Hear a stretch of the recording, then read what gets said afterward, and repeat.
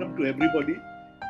And it's really nice to be back on one of these sessions because, as you know, every time you see the TV or you look around, I think these are such depressing times that just the sight of people, happy faces itself actually makes a huge difference. And so that itself is a big plus. So, this today's program, it was something that came about in a slightly hurried manner because we had a new friend in our Kolkata center who came to Kolkata last week. He's a police officer and we were very happy to meet him. And he spent a lot of time in the center, even though he was on election duty in the midst of all that violence actually. But he would come to the center, spend time with Chirojoy, spend time in the library. And then he said that, please let us have one program. Aap kariye, kuch kariye. So that's how it took off actually. And then when we started thinking of dates and all that, that was more or less easy to figure out. We had to figure out a Sunday and a good time like this around 11:30. And then we started thinking, now what should be the theme? So as it turned out, I was browsing on my computer and I was going through all collection of Google photographs. And thanks to that collection that we have at the Krishnamurti Foundation, I came across all the Google photographs of our Uttar Kashi visit. Some of us visited Uttar Kashi in 2017. So about 7 or 8 of us, and Chhabra ji was the host. Arvind was also there. Arvind is also part of that team that was managing Uttar Kashi at that time. And 7 days were like heaven for us actually because it was everything a retreat should be. Less talk, less words, a lot of silence, a lot of nature. So it was something so beautiful. So as I was browsing through, I came across this video that Chhabra ji had put on one morning at 6 a.m. while we were having tea. And it was a talk by Krishna ji, which was 1965. And so we didn't know what he had played. So we started listening. And it was 1 hour. So we sat there listening to that video for 1 hour. And that talk was, what is a religious mind? And it was such an amazing talk, even more so because Krishnaji was younger. That was 1965. So much younger than, some of his later talks, in 1984, 85. He's quite old, at that time. So this time, it was a younger Krishnaji talking about what is a religious mind. So we thought that seemed to be extremely relevant in every way. Not just because it was a very good talk, but also I think, we look around and we find that seems to be so much of the problem today, the issue of religious identities and things like that, questioning about what is religion itself. So that's how we thought about the theme. And then we said, well, what should we do? Somebody has to perhaps talk about it briefly. And then, of course, all the participants will chip in with their thoughts, their queries, their anything that they want to say. But for 20, 25 minutes or whatever time, somebody should be saying something. And we thought, who better than Chhabra ji? So some of you may know Vijay Chhabra. Some of you, be familiar with him because he's been part of the Krishnamurti Foundation, network in so many ways. And I have been fortunate to know Chhabra ji since 2004. That's the time when I spent some time in Varanasi. And I used to discover, some things about him that were, some things were common interests. Like, for example, our passion for morning tea. So we used to meet on the veranda of the dining hall in Varanasi. And we spent a long time over morning tea. That used to be about 3 cups, 4 cups, 5 cups. I don't know how, but we would be chatting away, having morning tea. And then in the process over those years, I learned a lot about Chhabra ji. I learned that, he spent a lot of time in Germany. And that's where he met his wife, a lovely lady whom I met. And we met at Chennai also.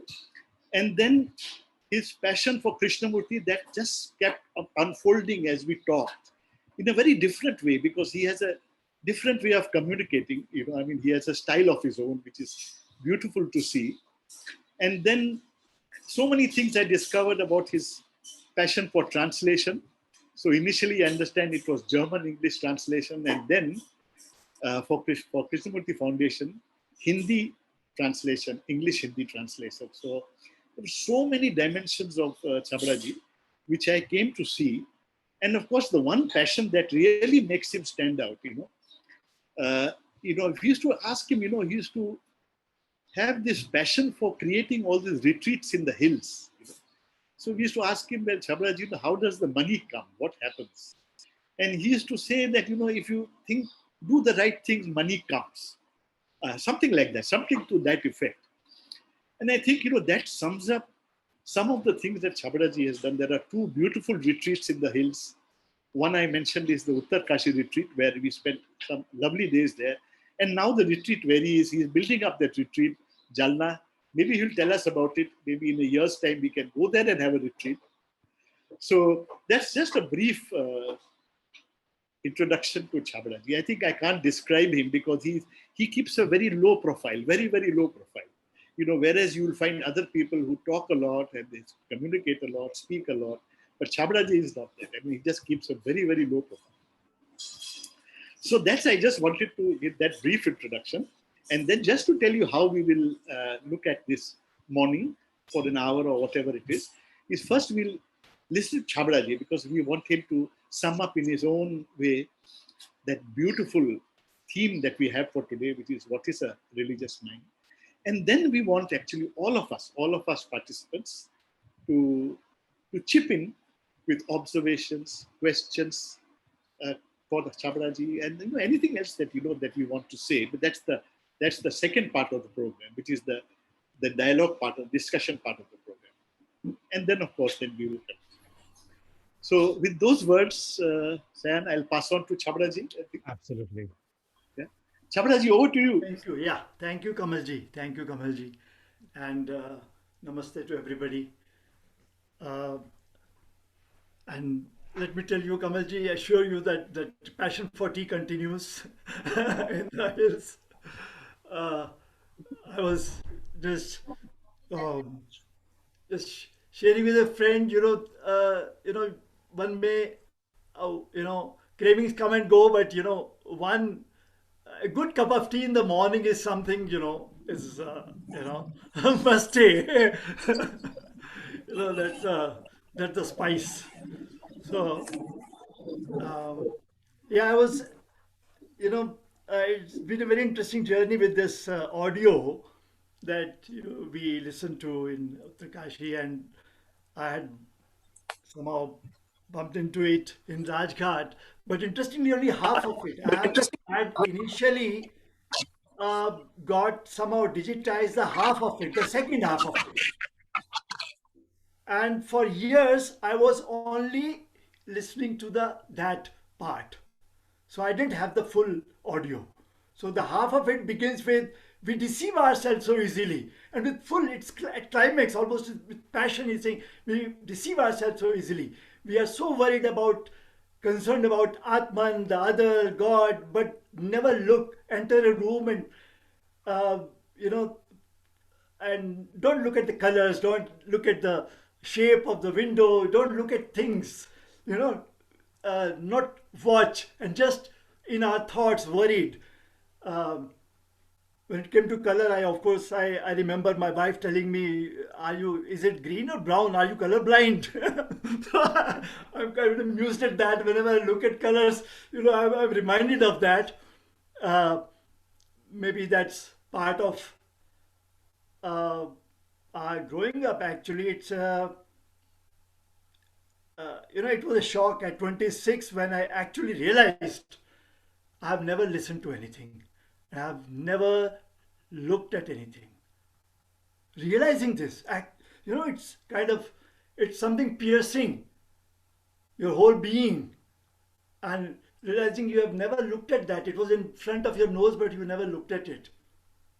At 26, you know, so uh, that comes as a shock when you say to understand something so simple, certain things so simple, and no one talks about them.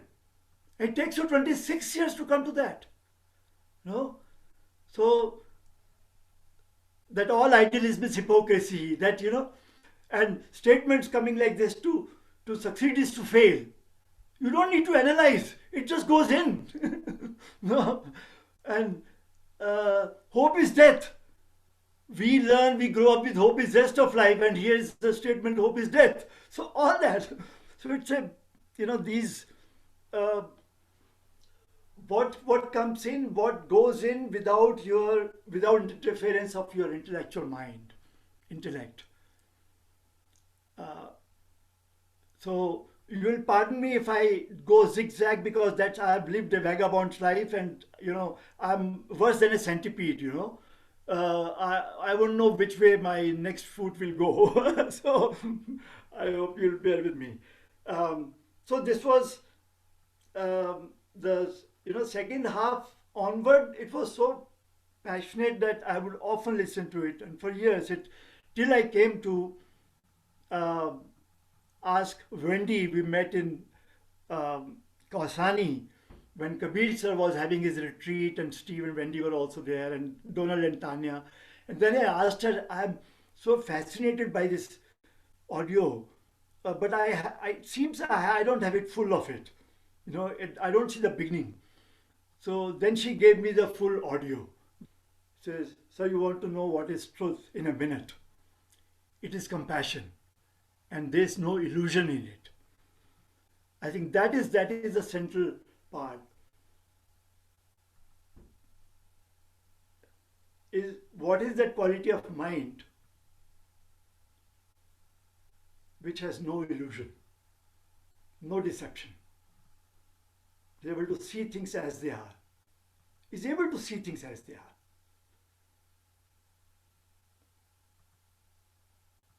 So we need to ask ourselves, what is it that is driving our life? What is it that is driving my life? No?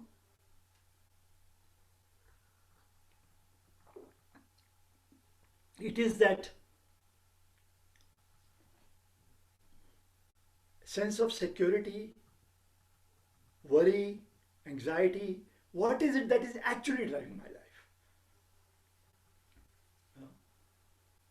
Or is it freedom? Understanding it or not understanding it, that's a different thing. I wonder, whenever we all need basic security. We all talk about it, we know about it, and everybody should have it. You know. But what is it that is preventing it?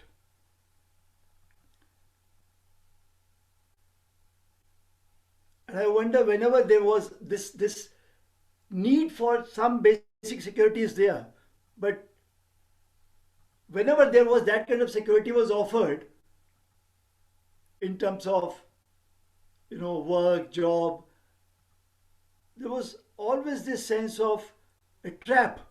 Whatever seems to suggest security to many, how come mind responds to it differently? It says you will get into a trap. Beware. Now you need this, you need in some way, and yet there is that sense that's not what you're looking for. That's not your seeking actually. So that was also in a way the crisis that brought me in contact with the teachings. That word can only offer that, but you never studied for that. So what is it you have been doing, you have been seeking, you have been studying, struggling, or dreaming and connecting, wanting to connect? It was basically a dream to connect to the people all over. That took me to languages, or so that's that speak to people in their language and find out if they are really different. So now this is not a career orientation, but the whole world is offering you that, and this is the dream that is driving, and but there is that aspect also. So there is that. How come that whole aspect of security, worry, livelihood takes over, whereas the life itself is lost?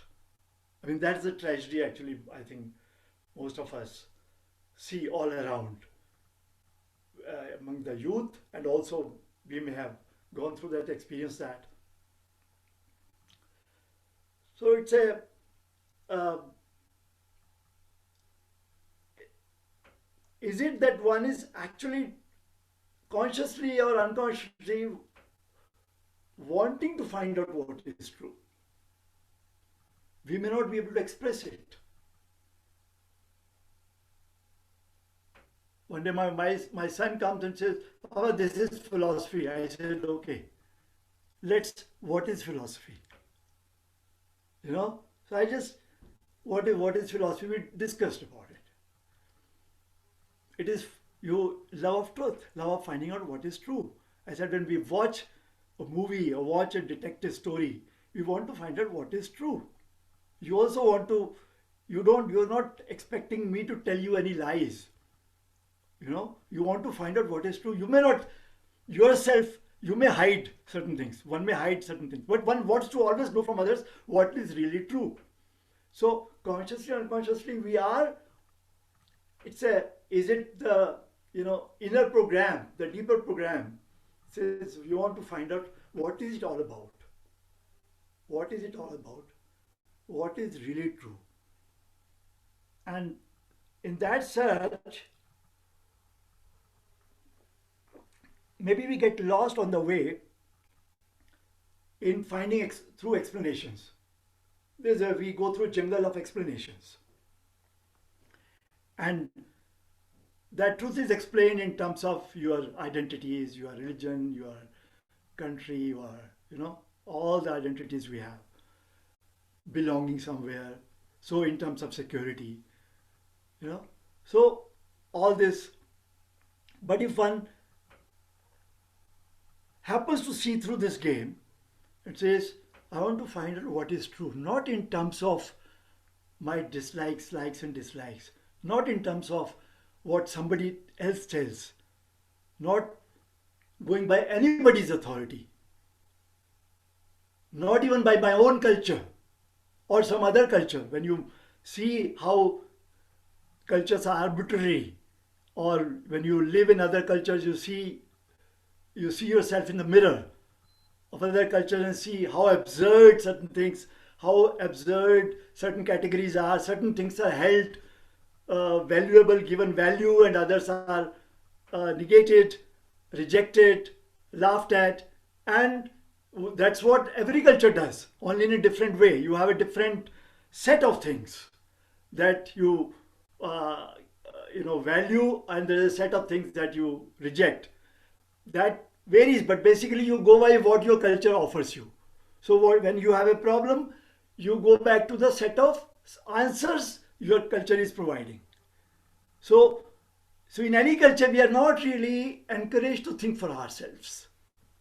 A 100-year-old professor, Gadamer in Heidelberg, there was some talk in his honor, and so many people spoke, and then he was asked to give his advice to students. It's 100th birthday of a professor, Gadamer. He says, do think for yourself. Independent. Think independently. That's all.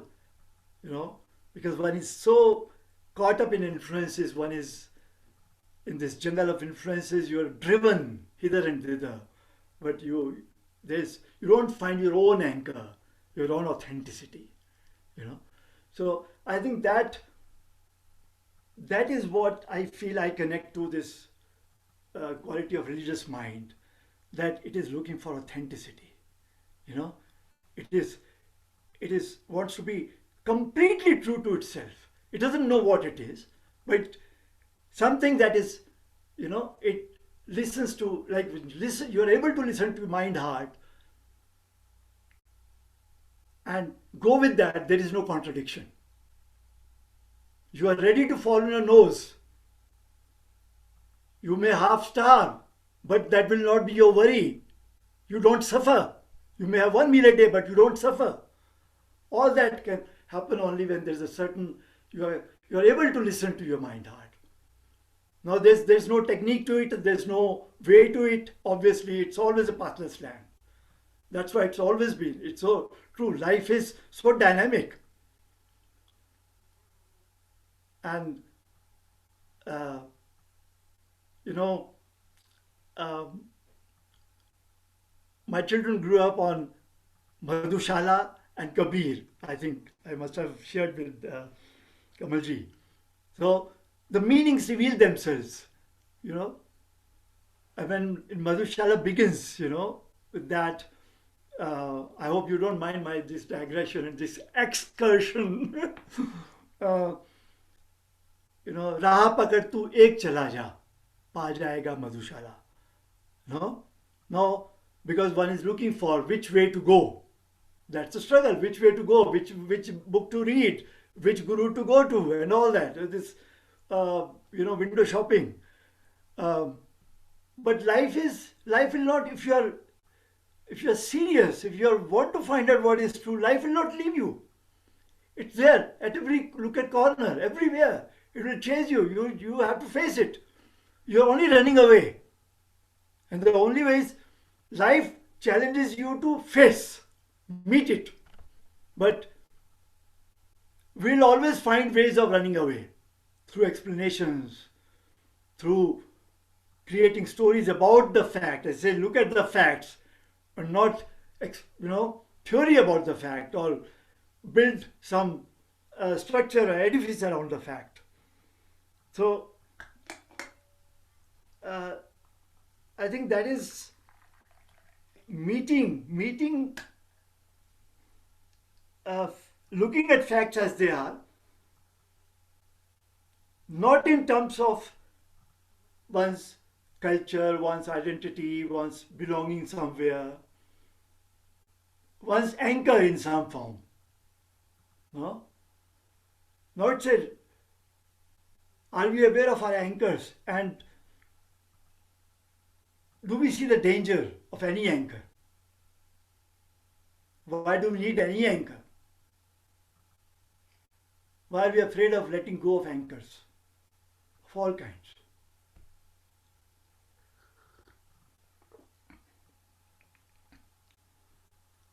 So is it the same? Is it fear at the bottom? Again, they're also not meeting it, not being frightened of fear.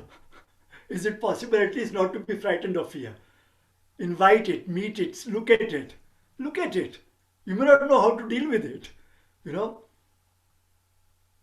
But running away hasn't resolved anything. It has only made things always worse for all, for us and for others, And we don't resolve it, if you have not, like ending of sorrow is not a choice.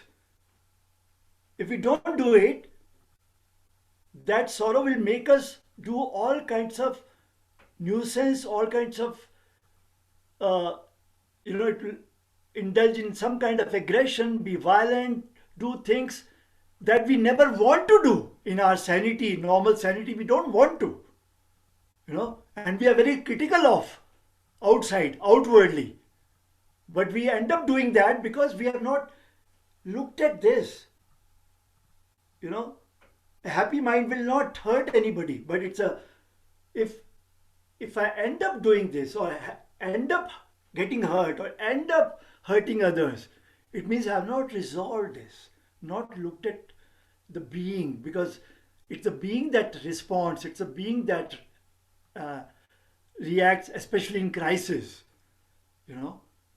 You can't, though, and unless we know ourselves sufficiently, there will always be this the hidden parts of our being that will make us react the way we don't want to. We always say, oh, we didn't mean it that we didn't mean to hurt. But then we speak in a certain way, say things in a certain way, or use certain words that,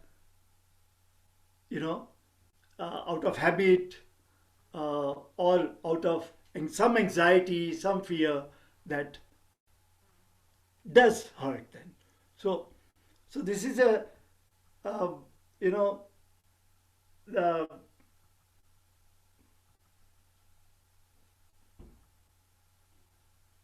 things that we cannot create, we cannot cultivate. So what is it that, you know, we all know fullness of heart can resolve everything. But how does it come about? You cannot bring it about. No? And you feel in your, somewhere in, you know, when we all have those moments, there's a, you know, certain fullness, you feel this is what actually is not afraid of even death. Fullness of heart is something that is more powerful than death. That's the feeling you have, you know, that's why there's a probably connection, love and death, you know, that there's a, this talk Reggie is talking of dying to everything. Everything. Love is dying to everything. You know, that means no clinging. And interestingly, it does dawn on one that whatever you cling to, whatever you hold on to, at whatever level, is bound to be an illusion. Truth does not need your holding. It reveals itself. Whatever one holds on to, whatever anchors, multiple anchors that may be there, in whatever form, you know, there was always this question, well, we know certain forms and we are able to deal with that, but it comes up in another form, in some new form, in some discussion between David Bohm and Kishore, this comes up, that it probably comes up in other form, and then there we are not able to see that. But that in whatever form, any anchor, any holding on is bound to be an illusion. Can we see that?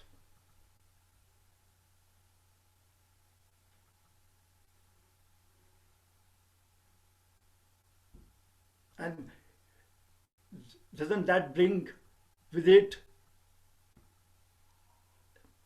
certain lightness, certain freedom, certain quietness? But then this is not, there's a, it's again, it's not that something you can hold on to. It's not that.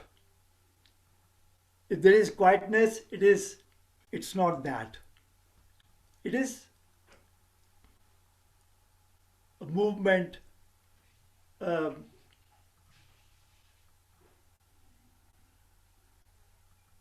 and you don't know it really, because it's alive. Something alive is, you can't know. It can be. That's why it may be interesting to differentiate between knowledge and knowing, because knowledge is what gives us apparently some security and we love to hold on to, but knowing is very dynamic, it's alive. In all human relationship, if could we could see the value of, or differentiate, that knowledge comes in the way, knowing never does. In a relationship, if I'm getting to know myself and getting to know my wife, getting to know my children, getting to know my friends, then I don't know them, but I'm getting to know. So there's a relationship. There's a movement. There's a, you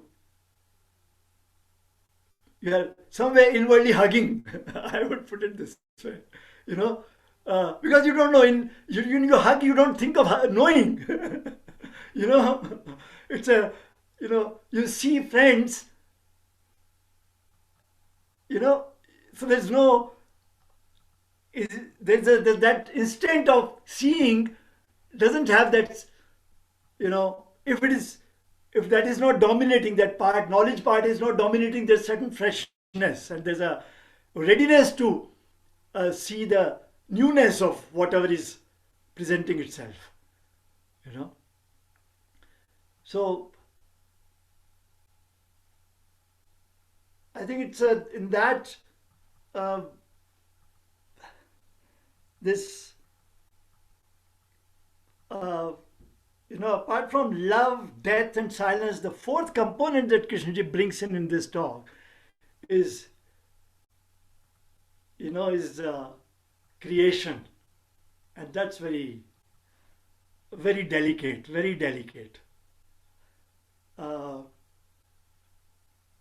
because that's, I don't know of that absolute silence. It's absolutely quiet, and out of absolutely not knowing, absolute quiet, unknowable creation, movement, the creation, the newness. So it's a kind of ever awakening, ever.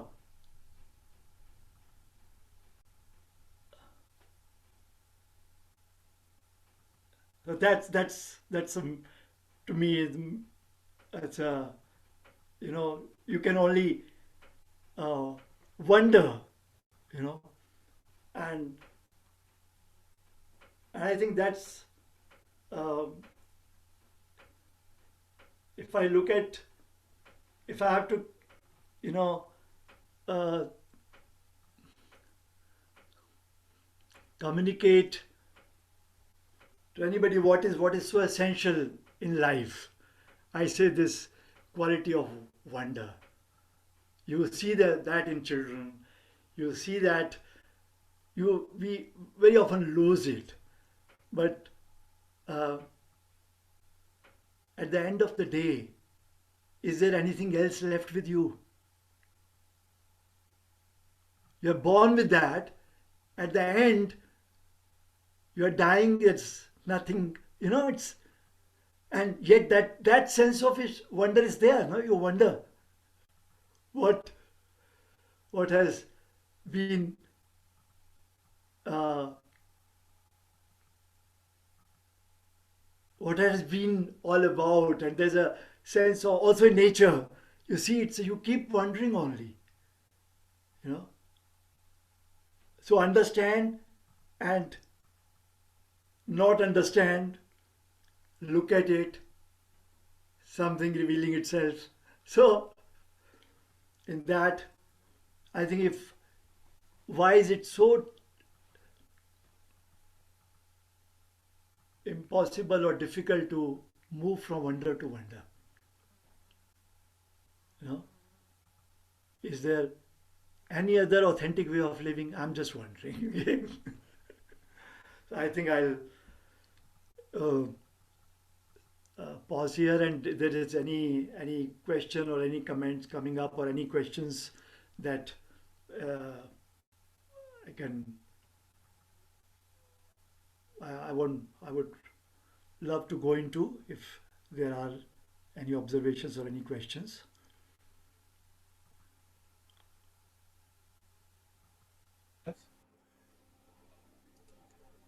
Kamalji, do we open this Yeah, out for the audience to ask some questions, or would you yeah, like to trigger with something and then we can take it from there? Would you like to ask a yeah, question yeah, to get yeah. the... Maybe I think, what you could do, San, as we were discussing at the beginning. Yeah. I think Chabraji's talk was something just to start. I mean, two things that happened to trigger the thinking on this particular theme. That's One right. was the video that we sent, the transcript that we sent, That's right. and then Chabraji's talk actually just to amplify all the features that are there in this. Yeah. And now I think it's for us participants, all of us actually, to just to sort of figure out if you have any questions, any comments, any observations. Then I think this is the time when we could put that across. So I So I think... think we could start, Sam. You could take Sure. on there. Sure, sure. Yeah, there is something I think that I saw in the chat box. With Joyita wanted to ask a question. Yes, So, we'll come to that. Joyita, would you like to ask it now or slightly later? Later. Okay, fine. So I'll then just start off with what Chabraji had said so wonderfully, leading to the fact that to even ask that question which Kamalji put forward in his email as what is a religious mind? And what Chabraji was mentioning, that we can get towards that it's only when you totally deny yourself of everything which is in this structure or religious belief or an idea that is only a free mind, and find out what the quality of the religious mind is. So if it's only a free mind, that we can see this. So once we say free mind, we again use the word freedom, and not freedom from something as freedom from a prison. When first we get ourselves caught in a prison, and then we want freedom and we want to leave the prison.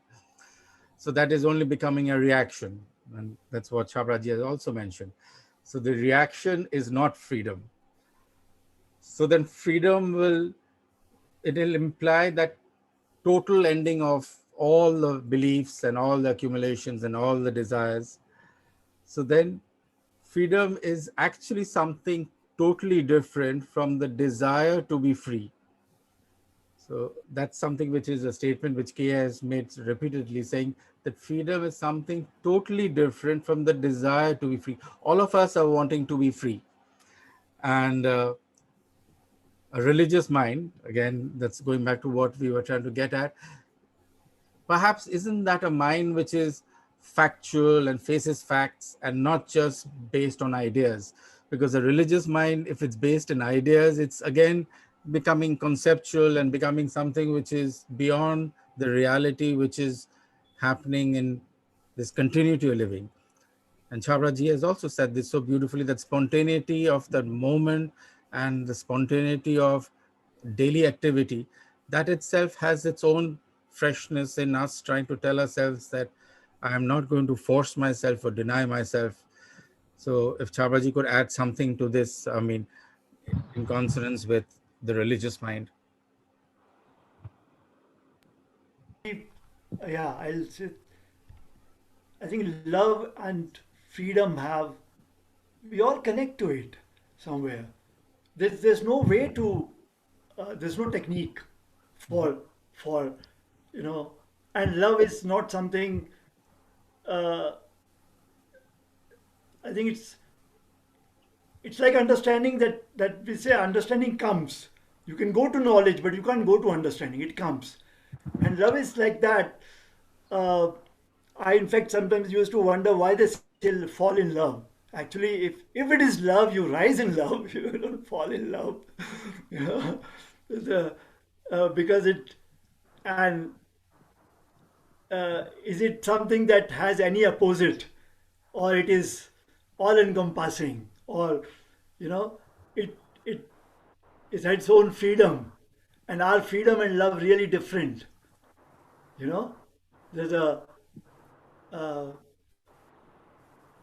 because we connect it to possession and you know, all those junk that goes with it, or it's been reduced to. So I mean, Yeah. that's important. That's interesting thing in language, that when we explore any word, we see what meaning. If we go to etymology of the words, very often we see the certain you know, some kind of primordial thing, uh, something that has been lost. That it began probably somebody who saw something and gave a certain word expression, and there was certain energy in it, and then it is used mechanically by, you know, and then it is, the actual meaning is often lost, and then it requires other meanings, other connotations, and the original energy is lost. Uh, that's why the Yeah. Krishnji is using very simple words, but giving that kind of energy, like going into it. Okay, is it this? Is it that? So that's what, um, you know, actually exploring the expression for oneself. What does it really mean? What does it convey? Does it convey? Does it go straight in? You know, or I have to juggle with it. I have to struggle with it. I have to, you know, I'm defining. Defining has its own function, and defining per in word itself, define. That means I'm putting a limitation to it. So as opposed to something else, because our language functions in binary framework, and I can't use any word without some reference. They're all co-referential. But when there are delicate expressions, delicate meanings, uh, that we need to explore. Is it in the same framework that uh, everybody has defined it in certain ways? So are we? Is that the real meaning of it? So, So Sharaj, coming to what you're saying, yeah, so is love, in most cases, love like pain? Is it basically identification? We identify with love instead of understanding what love is in in the concept which you are mentioning. Because I'll tell you why I'm asking this question. Yesterday, a friend of mine, he lost his 21-year-old daughter to COVID. She was only 21 years old. And the pain and suffering which we are getting is obviously different from the pain and suffering which the parents are getting. But I'm trying to identify with the pain, and I feel even worse trying to think of the pain and suffering which the parents are going through. So, like love, pain is just an identification. I have no clue of understanding what pain is, but I'm trying to tell myself that I am in pain because the parents are in pain, and it's a painful event, and everything around is painful for the loss of life. But that whole quantum of that value of what pain stands for, that is just hinged around identification. I'm identifying with the concept of pain, like I identify with the concept of love, because love can happen in the without an explanation. don't you think uh, the word comes very quickly, and not really, we don't stay with the phenomenon. You know, we also lost one, recently lost a friend. 4 weeks ago, we were in Zoom, discussing Adivasi poetry, and he is so much involved and so much was wedded to the cause of Adivasis over, and I've known him for 40 years. Very intimate friendship, and why? So there was that, you know, I had after my father's death, the first time I got tears on anybody's death, you know, and but but if you don't give it a name, you go through that. I think just going through something, see that, and then there was uh, my first response was, and I shared that yesterday in that morning meeting, uh, that there was this immediate response was, here was a life, goodness in the beginning, goodness all through, and goodness at the end. Kind of, it was a life that there was a, mansa vacha karmana, somebody who, what he thought, what he spoke, what he did.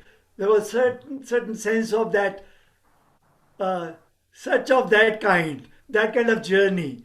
Never used the word probably spiritual, but it was, for me, it was a holistic journey. So that, it's not just personal. I think I don't know. This is I'm just simply sharing in this very this instance.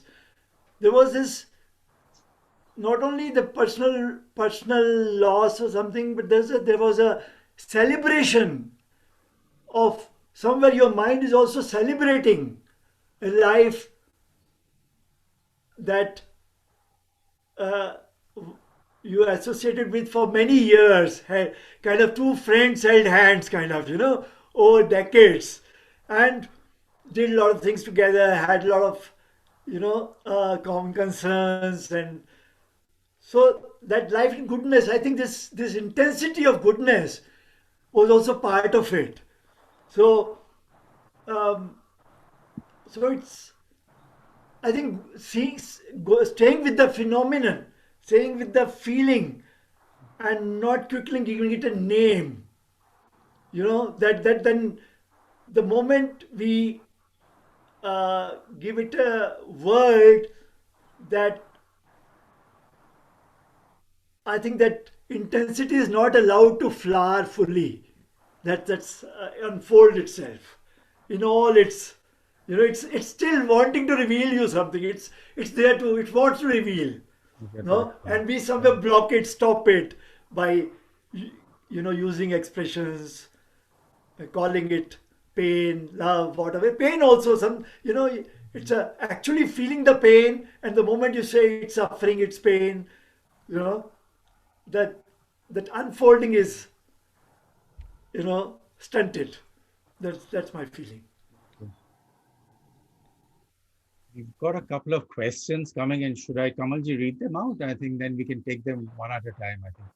Okay, Joita has asked something. Joita, would you like to ask it directly or should I read out your question? You need to unmute yourself, Joita. Please read out. I'll read out. Okay, so she's asking, how do I convey the message to myself of accepting individuality amidst our Indian culture, which constantly negates each and every individuality?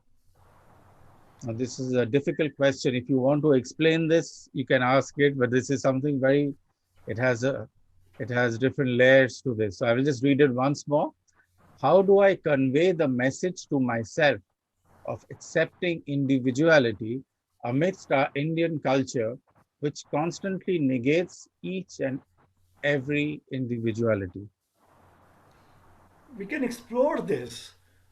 When I say I convey to myself, of course, I can say I'm having a dialogue with myself. It's a monologue or dialogue. That means my mind is uh, having a certain view of things, and in society, I observe it has a certain other approach to it.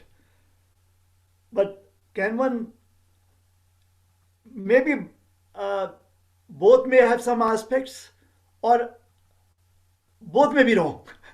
So to be able to explore, I need to put aside the society's view as well as my view, or explore both, look at them both. No, that means I'm not clinging to my understanding of it. That may also be wrong. And society's understanding is what I've imbibed. Either I imbibe, accept it, or reject it, but I don't explore it normally. And that is what we were discussing actually. That expressions, whatever we get, we grow up in a culture, we don't explore the inner word and the outer word. Both needs to be explored. So what is this individuality? The Does it exist, and in what form does it exist? The way it exists, what is it really, individuality? Is it my individuality, my view as opposed to others? Or I see something, I tell my parents, I tell my son, I might tell my wife, this is how I see it. I'll not say something that I'm not seeing, or I'm not, I may be wrong. There may be something, I may be myopic. I may not be able to see something, only one aspect of it. I'm missing something maybe. But what I see, I'll put it across exactly that. And I stick to that. No? Now, is that individuality? No? I see something and I express that. I tell my friend, look, or I tell my wife, look, when friends call me, it's, and my heart tells me I need to go there. You will not stop me. I'll not go anywhere if, where you are not welcome. I'm just giving you one setting. I tell my wife that, okay, I'll not go anywhere where you are not welcome. But if you don't want to come for some reason, I would be very happy if you come along. But if you can't come for some reason, and my heart tells me I need to go, my friends are calling, and there's a you know, you will not have the right to stop me. No? Now, is this individuality? Because I'm putting forward as a, this is not, maybe in a family structures it is not done. If a family, you know, your wife doesn't want you to go somewhere and, you have to find thousand explanations. No. It's just there's a certain, this is inner authenticity, inner thing, the whole being. I can't live. I can't live. It's a kind of, you say you don't have a choice in breathing. It's something like that. If my friends are calling me and I have my sense is I need to go there. You know. So what will you call this? My individuality opposed to the structure, family structure, or the norms of society, or norms of certain families, or you know, is it opposing, or it's a in contextual clarity and expressing it honestly. There's no two. Mhm. There are no two things. So the individuality basically means indivisibility, that you are not divided within. There's no fragmentation. And if there's fragmentation, you're you're taking cognizance of it. You're not pretending it's not there.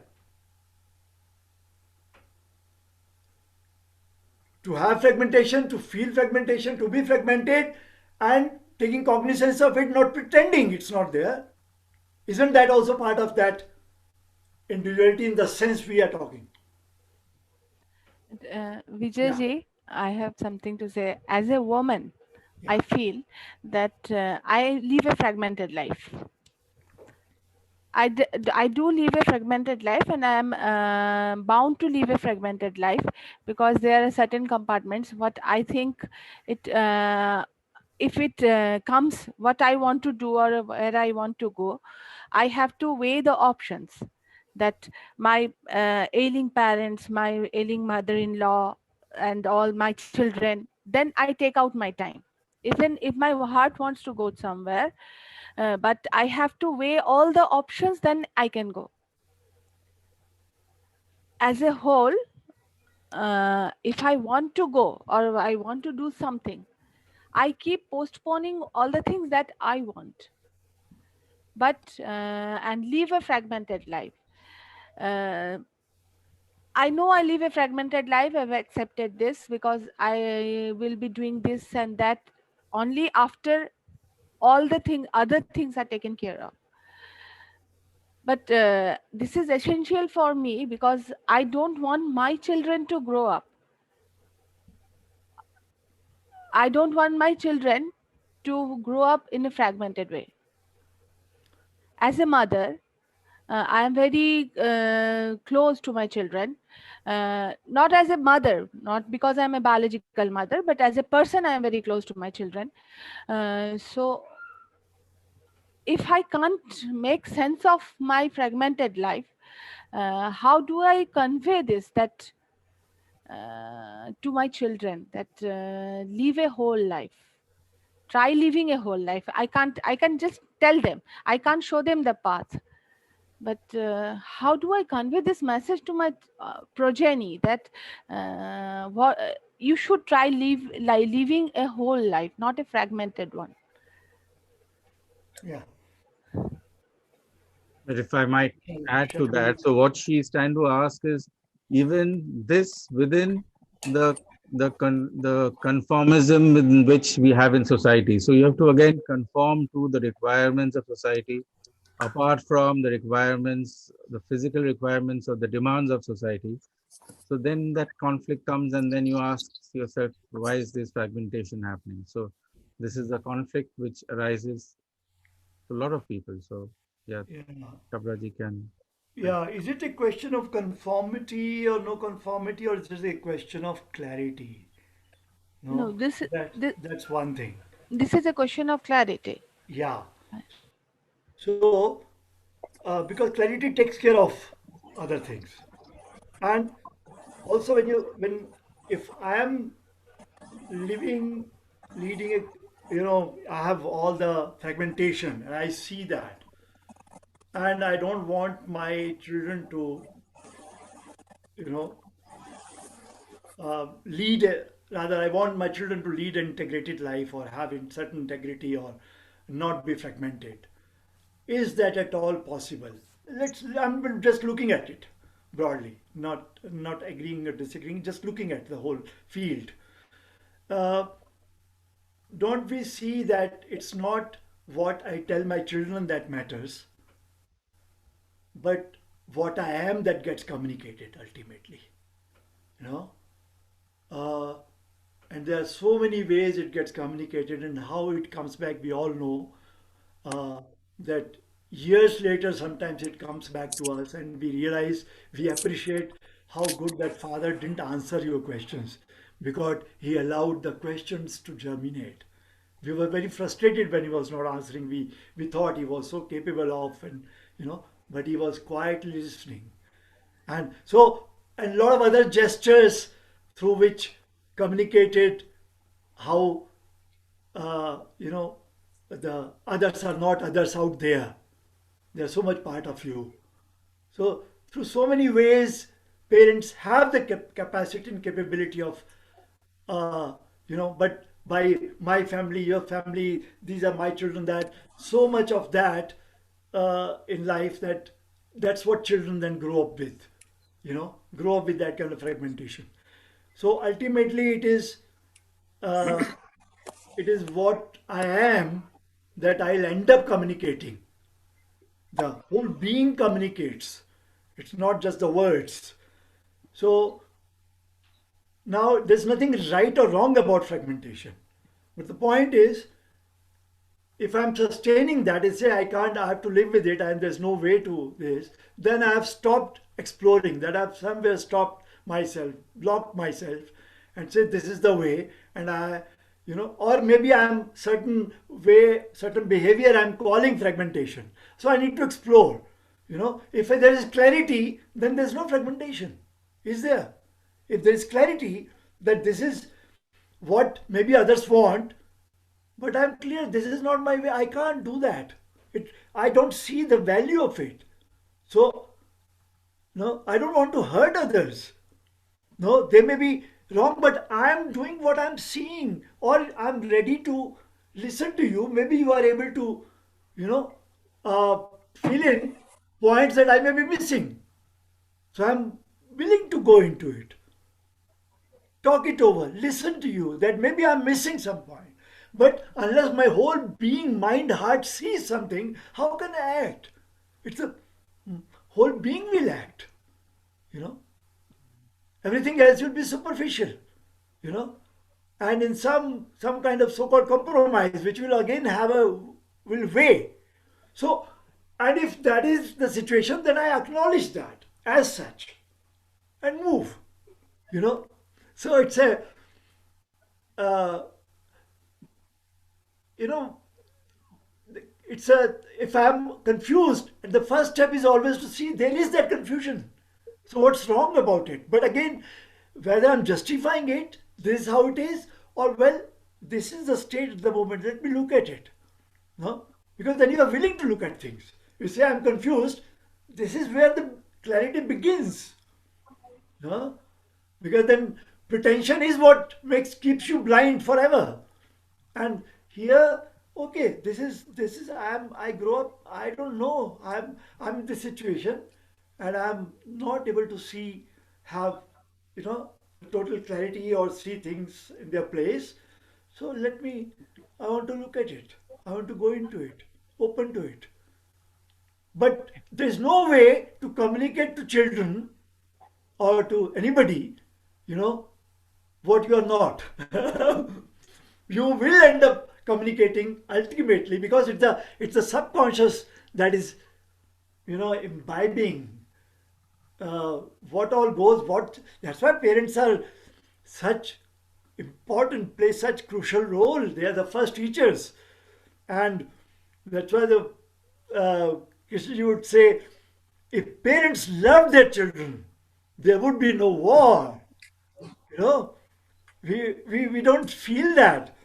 We don't realize that parents are not to be, we may have complaints about them, but they have no love in them, or they have their limitation. They are, they can look back and say we were never got that. So it goes on and on. So, but who takes the responsibility? Who breaks the chain? So it's somebody who takes the responsibility, not blames anybody. No, neither in the past nor in the future. It's each one taking full responsibility. There is no alternative to it. No, that's the only thing that breaks the chain. Well said. Chauraji, now we've got a lot of other questions we'll have to address. Thank you for that, Joyita. Okay, so we got a question from Shubham, which is saying, uh, why one wants to find a meaning to everything? Now that is so pertinent. Why on earth are we wanting a meaning? We can live life in the fullness what it deserves. So is the one where I could. Yeah, one needs to ask oneself. I mean, this is even when one is asking this, yeah, what is happening in that? If I'm asking this question, am I not looking for a meaning?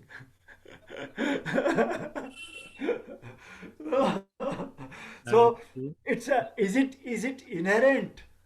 Uh, we want to.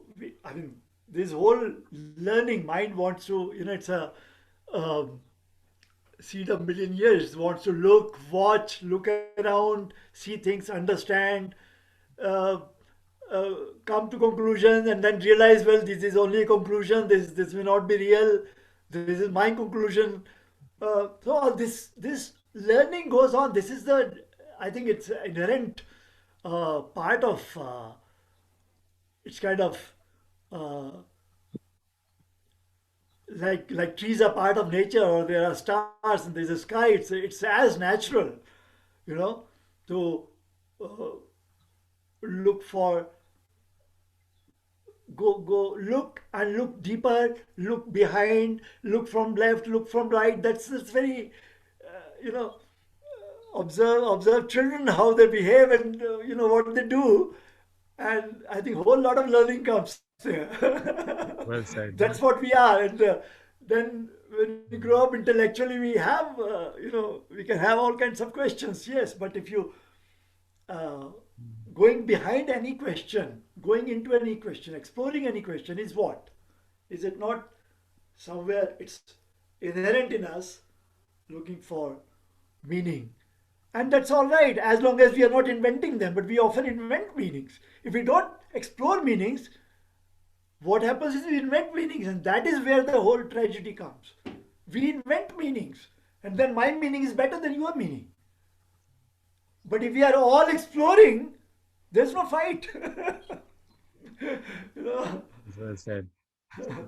So, We go on to what Balaram Behra is asking. Said, sir, can you discuss a bit more about wandering? This is really very fascinating. So, wondering, in uh, we discovered in our translations, in Hindi translations, that this wonder is often translated more in the sense of, uh, being surprised and things like that. But if you paraphrase in English, the word wonder, it simply means I'm asking myself. Huh? So it means I don't know. You know? Also, probably that's also maybe primordial state, like the child looks out. We look. We don't know. The first when somebody comes, I don't know him. I don't know the person. No? So that moment, when the first moment of watching, listening, first moment, that's the moment of where the knowledge is still not there. Then you will go to the library and refer to what it is similar to, what form it is similar to, what sound it is similar to, what this word is similar to, and all that happens. But the initial, that asking myself, that means I don't know, I'm asking myself. So I have this question, I'm raising this question, and I'm looking at this question. So uh, what it is. If you are saying this, you what do you understand when you're standing on a hillock like I'm here? I look around the valleys, and why is it that it makes you quiet? So so it makes you wonder in that you don't there's no understanding or there's no conclusion here. There's no it doesn't give you it's because so much space, such vastness. So it just makes you still for moments, at least, if not longer. So and that's also a particular shade of that word. No? Mm. Uh, that the vastness that you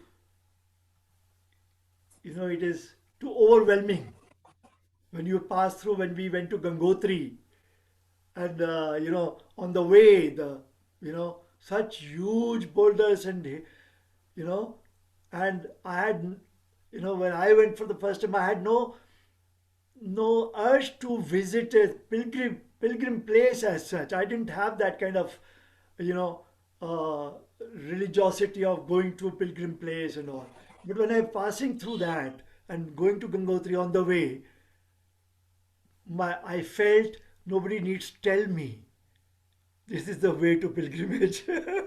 Nobody needs to tell me this overwhelming nature, vastness of it, enormity of it, the magnitude of it. You know, so that's part of. So Mm. you know you're part of the universe and you're connecting to the rest. That you're uh, that sense of separation that we draw in our usual learning and accumulating of knowledge that disappears for a while, and there is a you know that kind of The freedom. finding oneself part of the flow. Mhm. So that also brings in that sense of wonder. So there are shades and shades to it. That was nice. Provida, would you like to ask a question? Provida, আপনার ক্যামেরাটা ঘুরে গেছে. Okay, I think he's lost. হ্যাঁ হ্যাঁ Provida. Would you like to ask a question, Provida? Unmute করতে হবে আপনাকে. Hello. হ্যাঁ হ্যাঁ বলুন. Actually, Chabraji, Yeah. I have this question. See, Krishnamurti probed the question of religiosity of mind or a religious mind. Now, uh, I had the chance to go through, and also I had the chance to listen to the talk on the religious mind. But while going through it, while listening to it, I was all the time I did have the feeling that I can have a feel of it through my intellect, but my entire existence is not uh, religious. I can't term it irreligious, but it is not religious in the sense it has been discussed by J.K. I find that I am torn asunder with conflict, with fear. That is my actuality, actual state of mind. So, what I would like to know, I would like to have some clarity on it, is under what circumstances a conditioned mind starts really wondering at the flow of religious mind. Does it have any expectation from a religious mind? And can uh, a religious mind serve any utilitarian purpose?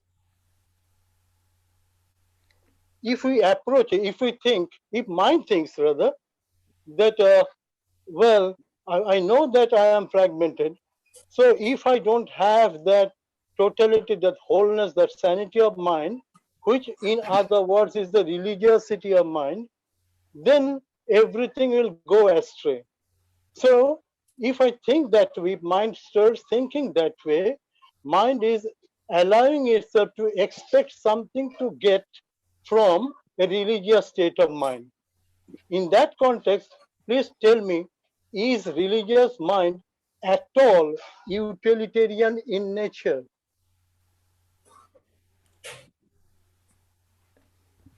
See, can we look at it this way? I mean, um, I really wonder why.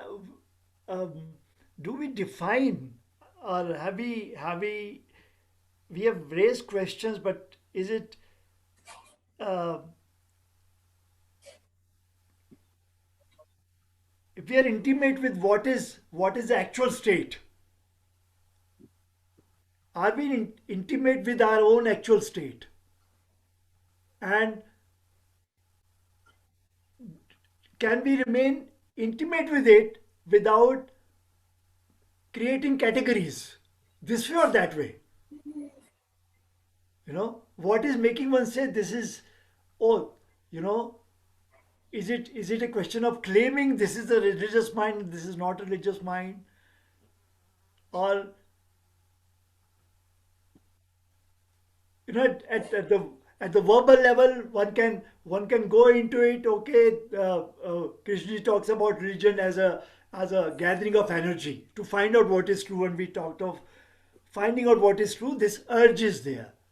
Now this urge is there to find out what is true at all levels, at mundane level, and you can uh, uh, at whatever level you think you want to uh, go deeper into anything and explore and go further, question. Uh, now where is this uh, need to draw a line or fix it?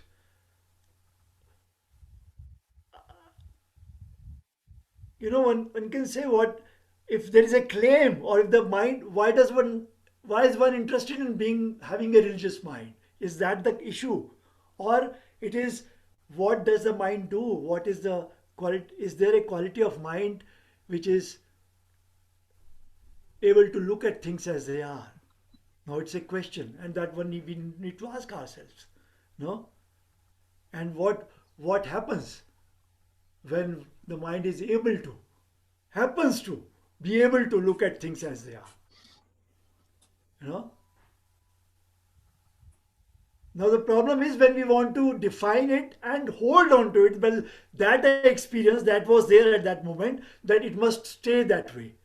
If I happen to listen to my wife, who is, or my friend, or my mother, who is very critical for some time, and wanted to say something, and I happen to be listening to her, not didn't decide to listen to her, but happened to listen to her with great attention, didn't decide to do it, and if it happens,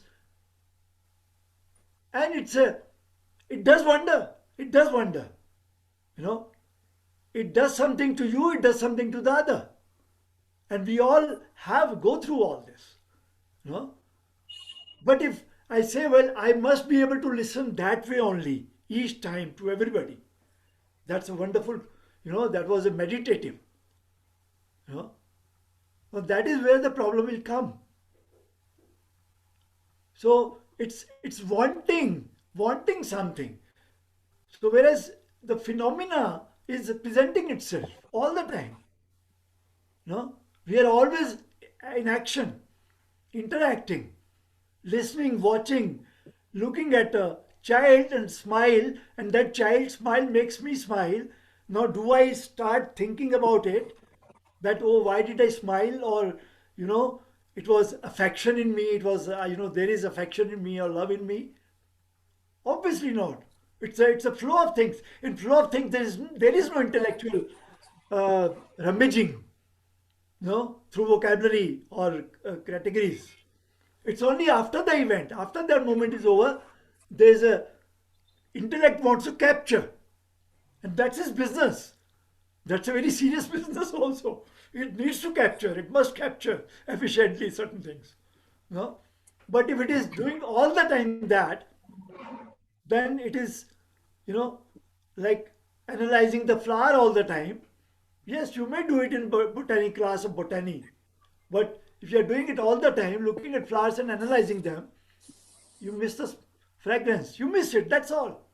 You know it's not a see. It's nothing right or wrong. Everything has consequence.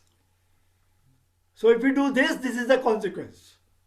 If I want to go to north, but I start moving towards south, there's a consequence that I'll end up in south. That's all. Nothing right or wrong about it. I don't know whether I'm able to answer this is, you know, I'm not sure whether I've been able to meet your question or maybe I've missed something. So we can discuss it further. That's really well. I think we'll move on to the next question. Provida, thank you for that. Okay. Ajit Kumar is asking, will I stop inquiring if it doesn't serve any utilitarian purpose? Sir, that was not a question, sir. That was not a question. I was sharing the thoughts that came to my mind when the gentleman said that. Okay. Just for sharing, sir. Okay, just for sharing. But it's very interesting observation which you've made. Doesn't life challenge me to inquire? Of course it does. Yeah.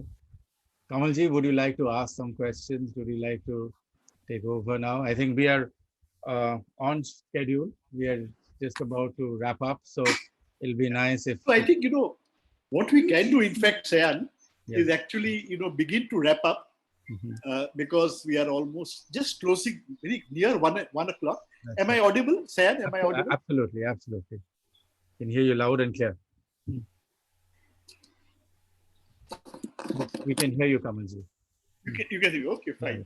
So I thought we could start moving towards closing up for today.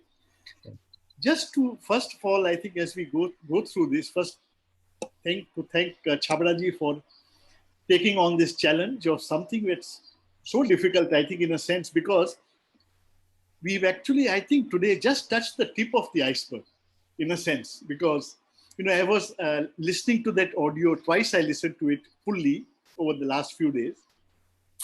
And it's amazing how Krishna ji actually just takes you just the opposite direction. Once you're looking at religion in a certain way, and he says that, well, it's not about religion, it's about you. It's about the fact that you are the problem, and that's what essentially, so trying to see what you are in daily life and all that. So I found it a real challenge. And as Chhabra ji mentioned, as you went through the talk and you came towards the end, and where there were things like emptiness, silence, etc. And you realize that actually that unless you have that energy which is very pure, without motive in that sense, without a utilitarian motive, so to speak, without that, then I don't think there is any chance of much headway, because it needs something very special to be able to pursue that. So I found this particularly so with this talk, and maybe we'll find a part 2 to this discussion. And meanwhile, want to thank everybody, particularly those who have joined for the first time. I'm seeing some for the first time. I'm seeing Shankar for the first time, Shubham, Ajit, and also Bridget. Also, I think I'm seeing for the. That's right. She's there. Yeah, she must be there listening. Yeah, she's there. Yeah, Bridget is there. So I think for those who haven't been in touch with us, please do drop us an email, so that next time we, think of a program and we start doing something, we'll be in touch with you. As I said, this was a bit of a hurried start to our program. Meanwhile, also, if you have any suggestions for the future, do drop us a line, because we are always looking not to do something. I think the idea of these Zoom programs is not to be doing something and to keep ourselves busy. I think that's not the idea. The idea is to actually probe into something which, even if we may not have got it all in one session, but maybe if it has actually touched a chord within and is actually spurred as a lot of inner activity. So if you have any thoughts, any ideas, please do drop us. So Sam, with that, I think with thanks to everybody, I think it's perfect timing because it's almost near 1.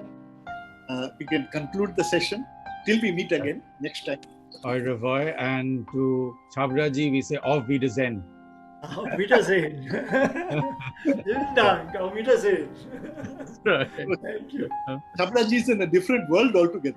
That's right. So, Bye bye, Come and everybody. join me here. Sorry, yes. Welcome. up to, yes. Come to Jalna. I think we will do that. Sudeshna's comment, she said that she loved her time there and she wants to have another retreat there. So maybe we have to keep that. Sure. Thank you, everybody. Thank you. Thank you, everyone. Thank you, sir. Bye bye, Chhabra ji. Bye. Thank you.